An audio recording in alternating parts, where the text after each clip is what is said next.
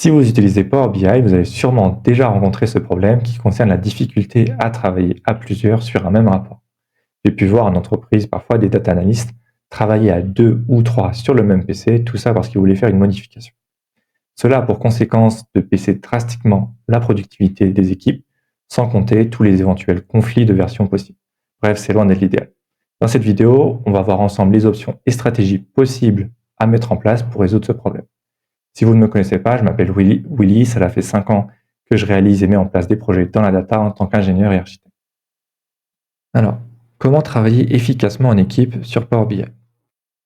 Donc, à gauche, on va retrouver soit le scénario actuel dans lequel vous vous trouvez actuellement, soit dans un scénario que vous avez sûrement déjà rencontré. C'est-à-dire que lorsque vous avez besoin de faire une modification sur un dataset ou un rapport, que ce soit en urgence ou non, vous allez avoir des développeurs qui vont récupérer ce dataset ou ce rapport en local pour pouvoir effectuer leurs modifications et leurs corrections sur Power BI Desktop, par exemple. Et ils vont ensuite publier cette correction sur le Power BI Service sans modifier le nom ou autre, et ce qui va avoir pour conséquence d'écraser la version de la personne qui a juste déployé auparavant. Donc nous, ce qu'on souhaite, c'est garder les deux corrections des développeurs et également garder un historique. Donc ce scénario-là, il est bon à jeter à la poubelle. C'est celui qu'on souhaite éviter. Forcément, on va avoir des problèmes de conflit sur la durée.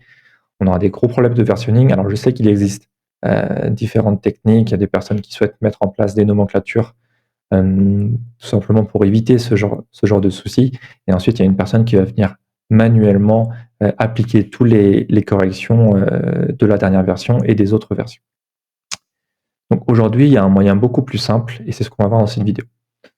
Donc nos objectifs, c'est quoi? Forcément, le premier, c'est d'éviter les conflits, gagner en productivité pour accélérer les livraisons et les corrections et surtout versionner les développements. Donc pour ça, il y a environ un peu plus d'1 an et demi, Microsoft a sorti le format Power BI Project qui va permettre non plus d'avoir des fichiers binaires de rapports ou de datasets, mais des fichiers sous un format un peu JSON. On va pouvoir directement utiliser Git pour versionner nos projets. Donc dans cette vidéo, on va voir une solution qui est recommandée par Microsoft en utilisant ce qu'on appelle Fabric Git Intégration.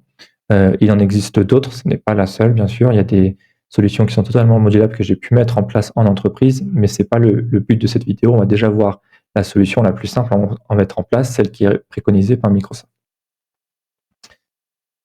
Donc, Fabric Git Intégration, si on regarde un peu le schéma de Microsoft, ça s'articule comme ceci. C'est-à-dire qu'on va avoir deux scénarios possibles. Le premier, c'est que vous avez un développeur qui souhaite développer une correction ou autre, que ce soit sur un dataset ou un rapport en local.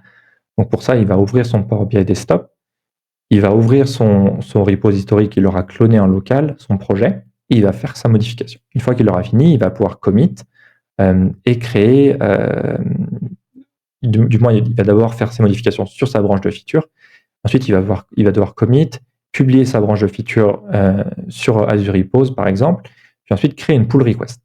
Cette pull request va déclencher un pipeline de CI qui va tout simplement intégrer les nouveaux développements et les nouveaux correctifs.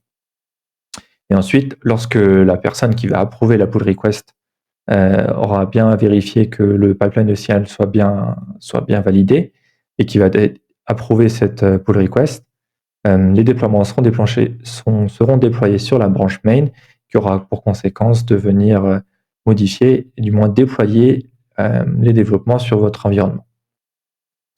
Le deuxième scénario, c'est lorsqu'un développeur souhaite effectuer la modification directement sur le Power BI Service ou l'instance Fabric. Donc pareil, on va devoir créer sa branche feature, faire ses modifications, puis ensuite de même publier sa branche feature, créer une pull request. Et lorsque le pipeline de CI sera validé, l'approuveur pourra justement approuver cette pull request qui aura pour effet de venir déployer ses développements sur le workspace souhaité. Donc ça, c'est la solution préconisée par Microsoft et elle n'est pas si compliquée que ça à mettre en place, elle demande simplement des petits détails à prendre en compte.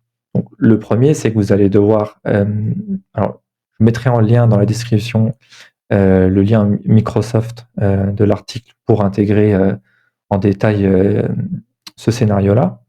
Donc vous aurez à avoir votre pipeline de YAML qui va venir compiler vos développements. Et ensuite, vous aurez toute votre gestion de branch policies à gérer directement sur Azure DevOps. Donc là, vous avez un exemple du pipeline YAML. Et en dessous, là, vous avez l'interface où vous allez pouvoir créer vos branches et venir modifier vos rapports, donc directement sur Fabric. Si on résume un petit peu, si vous êtes dans une solution comme on a vu comme on a vu au tout début, où vous n'avez pas finalement de CI/CD et de stratégie de travail en équipe sur Power BI, vous allez devoir tout d'abord setup votre environnement, donc que ce soit Fabric ou Power BI Service. Vous allez devoir activer donc Git intégration et déployer des workspaces en fonction de vos environnements, que ce soit feature, dev, prod, test, peu importe. Ensuite, vous allez devoir setup votre Azure DevOps, votre repo, votre système de branching et votre système de CI. Et enfin, pour la partie déploiement, ça se passera au niveau de Fabric, donc des pipelines de déploiement, où vous allez pouvoir tout simplement gérer à souhait comment vous souhaitez développer, déployer vos environnements. Donc, les avantages de cette solution, c'est que c'est une solution qui est rapide et simple à mettre en place. On va être limité au niveau de ce qu'on souhaite faire exactement, tout simplement parce qu'on va utiliser Git intégration. En revanche, on va avoir une collaboration qui va être beaucoup plus efficace. On va avoir un vrai versionning des rapports datasets, qui est sûrement l'avantage le plus pertinent et le plus important. Enfin, on va avoir on va dire un cycle de gestion beaucoup plus sécurisé avec un vrai suivi des modifications. On aura plus ce problème là où on peut être éventuellement à 2 ou à 3 pour travailler sur un même PC, tout ça pour faire 2-3 corrections entre guillemets en urgence pour livrer sur un environnement de prod ou autre. Alors, le problème, c'est que au niveau des inconvénients, on va avoir un coût assez élevé si on souhaite déjà avoir plusieurs workspaces, et surtout si vous aujourd'hui vous souhaitez intégrer Fabric Git intégration, vous allez devoir avoir une Fabric Capacity sur votre Power BI service. Autre inconvénient qu'on peut noter, c'est que votre CI/CD finalement il est partagé entre DevOps et votre instance Fabric.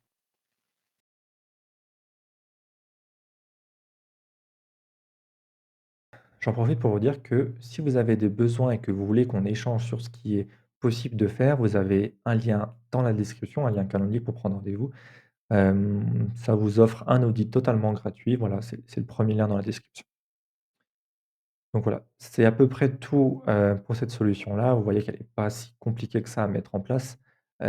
Si vous avez des besoins plus spécifiques, je pense notamment à des besoins de variabiliser des environnements de endpoint, tout simplement, que ce soit des connexions.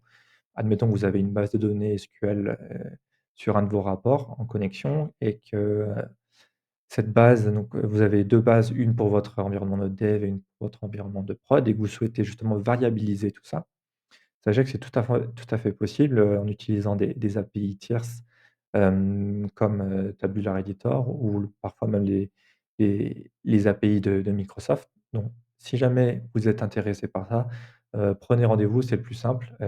Sinon vous pouvez tout simplement le dire dans les commentaires si vous êtes intéressé par ce genre de vidéo, et puis, voilà. Donc on se retrouve une prochaine fois pour une autre vidéo.